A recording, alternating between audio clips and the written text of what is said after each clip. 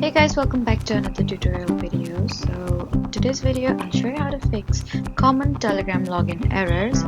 So if you're having trouble signing into Telegram, then just follow along. First, you need to make sure you're entering the correct phone number including the proper country code. Next, check that your internet connection is stable by switching between Wi-Fi and mobile data.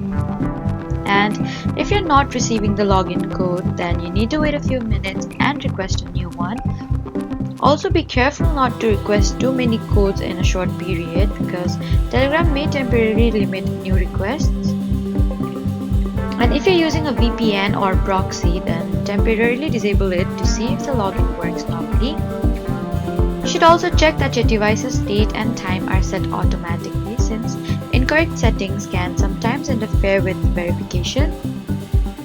Finally, if you cannot still access your account, then you need to visit Telegram's official support page and report the issue. So that was how to fix common Telegram login errors.